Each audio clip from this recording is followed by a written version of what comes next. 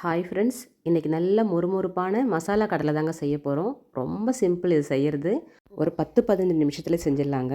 இதனோட டேஸ்ட் வந்து அப்படியே பேக்கரியில் வாங்குற மாதிரியே இருக்குங்க. வாங்க எப்படி செய்யலான்னு பார்க்கலாம். இதுக்கு ஒரு மிக்ஸி ஜார் எடுத்துக்கிட்டு இந்த மசாலா கடலைக்கு தேவையான பொருள்கள்லாம் சேர்த்துடலாம்.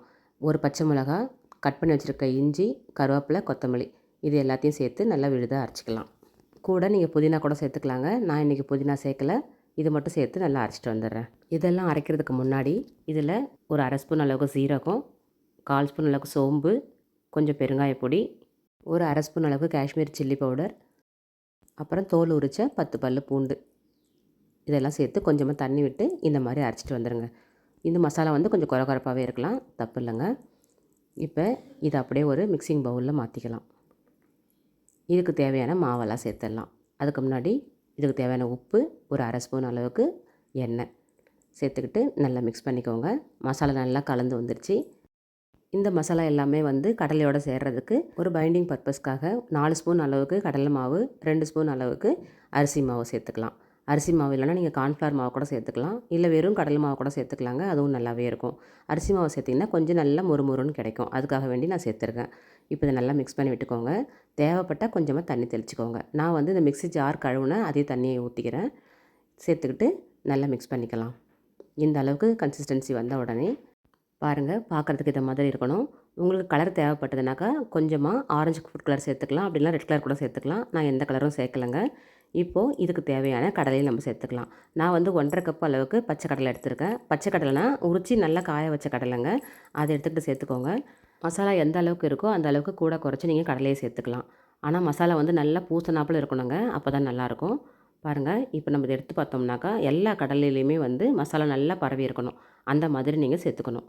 இந்த அளவுக்கு இருந்தால் போதுங்க, கரெக்டாக இருக்கும். இதுக்கு மேலே கடலை போட்டிங்கனாலும் மசாலா பத்தாது. இதை விட கம்மியாக போட்டிங்கனாலும் மசாலா அதிகமாக இருக்கும். அதனால் திட்டமாக நீங்கள் சேர்த்துக்கோங்க. இப்போது நல்லா எண்ணெய் காஞ்சிட்ருக்கு. இந்த டைமில் மசாலாவோடு பிசைஞ்சு வச்சுருக்கிற கடலையை நம்ம இதில் டைரெக்டாக சேர்த்துடலாம். சேர்க்கும்போது இந்த மாதிரி பொறுமையாக சேர்த்துக்கோங்க. கையில் படுறதுக்கு வாய்ப்பு இருக்குது, அதனால் பார்த்து பொறுமையாக சேர்த்துக்கோங்க. எண்ணெய் வந்து நல்லா சூடாக இருக்கட்டும். போடும்பொழுது போட்டதுக்கப்புறமா கொஞ்சம் மீடியம் ஃப்ளேம் மாற்றிக்கோங்க. ஏன்னாக்கா ரொம்ப ஹை ஃப்ளேம் வச்சிங்கன்னா மேலே நல்லா சீக்கிரமாக வெந்துடும். உள்ளே வந்து கடலை வந்து நச்சுக்கு நச்சுக்குன்னு இருக்கும். அதனால் அந்த மாதிரி இல்லாமல் பார்த்துக்கோங்க. நல்லா வேக வச்சு எடுத்துக்கோங்க.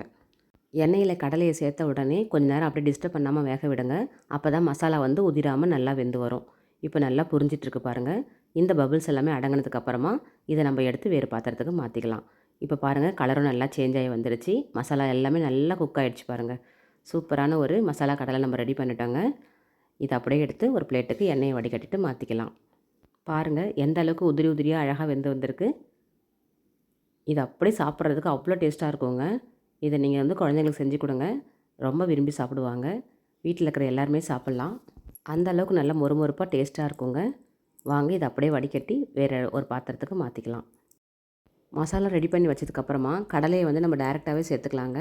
அதை முன்னாடியே வறுத்து வச்சுக்கிட்டு அதுக்கப்புறம் தோல் உரிச்சிட்டுலாம் சேர்க்கணும்னு அவசியம் இல்லை. அப்படியே சேர்த்துக்கிட்டாலே நல்லாவே புரிஞ்சு வந்துடும். இப்போது மீதி இருக்கிற எல்லா கடலையும் இதே மாதிரி போட்டு நல்லா பொரித்து எடுத்துக்கலாம்.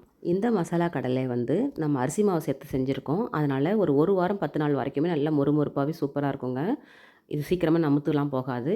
இது நல்லா வறுத்து எடுத்ததுக்கப்புறமா நல்லா ஆற வச்சுட்டு ஒரு ஏர்டைட் கண்டெய்னரில் வச்சுக்கிட்டிங்கனாக்கா ரொம்ப நாளைக்கு வச்சு சாப்பிட்லாம். இப்போது எல்லா கடலையும் வறுத்ததுக்கப்புறமா 2 கொத்து கருவேப்பிலையை இந்த மாதிரி போட்டு நல்லா வறுத்து எடுத்து அதில் சேர்த்துக்கோங்க. கருவேப்பிலை நல்லா கிறிஸ்பியாக ஆகட்டுங்க, அது வரைக்கும் நல்லா வறுத்துக்கோங்க. வேர்க்கடலையை வச்சு இந்த மாதிரி ஒரு ரெசிபி செஞ்சு பாருங்கள்.